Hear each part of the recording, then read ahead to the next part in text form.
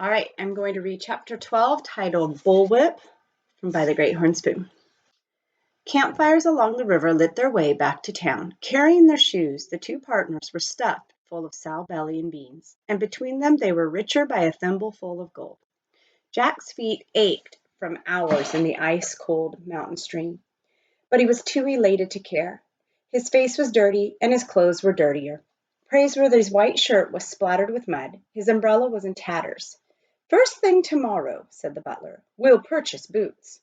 "If we had a tent like Pitchpine Billy," Jack said, "we wouldn't have to sleep in that old hotel. We could stay right on our claim." "We don't have a claim, but we'll get one, won't we?" "Absolutely. And a tent?" "Why not?" "And a mule?" "He said we'd need a mule or a burro to go prospecting." "A mountain canary for sure," said Praiseworthy. Jack tried to keep in step with his partner's long stride. "Pitchpine Billy thinks you're my father." "I heard him." "I don't mind." Praiseworthy pulled at his ear. "When he gets an idea fixed in his head, he refuses to have it removed. I tried often enough, but he meant no offense." "None at all," said Jack, looking up. He liked Praiseworthy. He liked him especially as they swung along together, both barefoot, and one as mud-splattered as the other. Partners were the next best thing to being related, he thought. Better, maybe. A partner didn't take a hairbrush to you, even when you needed it. But there were times when he wished he had a father, hairbrush and all. They walked along, and from somewhere in the trees and shadows they could hear the wheeze of a miner's concertina. For days since the discovery of Aunt Arabella's picture in Praiseworthy's carpet-bag, Jack had wondered about it. The moment had never seemed right to ask, but now the questions just tumbled out. "Does Aunt Arabella know you've got her picture along?" Praiseworthy shifted the pick to his other shoulder.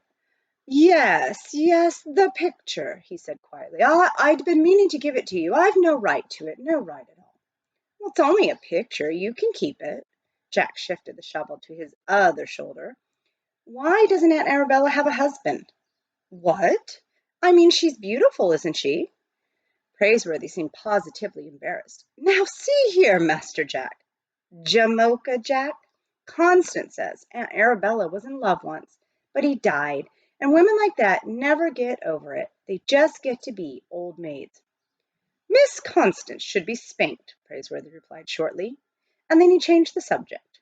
"First thing in the morning I must see about getting my gold pan mended. I'll bet Aunt Arabella would marry you if you asked." Praiseworthy stopped as if struck, and then he began to laugh. "Now, that is nonsense, Master Jack, stuff and nonsense. A woman like Miss Arabella marries a gentleman, not a butler. It simply isn't done. I wouldn't permit such a thing, not for a moment. Why, your dear aunt would be laughed out of Boston. Now let's hear no more of these fancies of yours. Come along." They resumed their stride, and Jack said no more, but Praiseworthy wasn't fooling him. No, sir, Praiseworthy hadn't carried off Aunt Arabella's picture. He would never do a thing like that. No, sir, not Praiseworthy. Aunt Arabella had given him the picture, Jack thought. Yes, sir, and the more he thought about it, the more it pleased him. Soon the coal oil lights of Hangtown could be seen through the trees. Praiseworthy stopped to put on his shoes, but Jack just carried his. As they came along the street, the men who sat and whittled stopped whittling, the standing and talking men stopped talking, and the coming and going men stopped coming and going. Jack had a sudden feeling that everyone was staring at them. What was wrong? Didn't they have their heads on straight? And then a voice said, "There he is. That's him, all right." Praiseworthy and Jack kept walking. They passed the assay office and the cheap John auction store and the general merchandise. A cold feeling was creeping along Jack's neck. "Maybe they're looking for somebody to hang," he whispered. "Unlikely at this time of night," said Praiseworthy, but he was concerned. The men seemed to be smiling, and in Hangtown, that might be a bad sign. When they reached the Empire Hotel, the porch loungers gazed at them in a kind of awe. A mutter of voices arose. "Knock that outlaw 17 feet." "Uphill." "19 feet, the way it was told to me." "19 feet and 11 inches, they measured it." Praiseworthy stopped in the doorway. He looked at Jack, who broke into a muddy smile, as if they'd been saved from the limb of a tree. And then the butler turned, peering at the whiskered faces, grinning in the yellow light from the hotel. A miner shifted the lump of chewing tobacco in his mouth and said, "Stranger, you must have a fighting arm like the butt end of a bullwhip. Pleased to have you in our town." "Pleased to be here," Praiseworthy said, lowering the pick from his shoulder. "But not under false colors. Gentlemen, allow me to explain."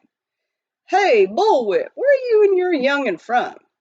"Boston, sir. Gentlemen, our good friend and traveling companion, Mr. Jonas T. Fletcher, appears to have spread a grossly exaggerated account of what happened. You see—" "Hold on, you calling him a liar?" "No, but—" "Well, did you knock that road agent uphill or not?" "Yes, but—" The miners began to chuckle, and chewing tobacco went squirting in all directions. They had taken an immediate fancy to Praiseworthy, and one by one they picked up the nickname. "How long you staying, Bullwhip?" Praiseworthy shouldered the pick. He gave up trying to explain.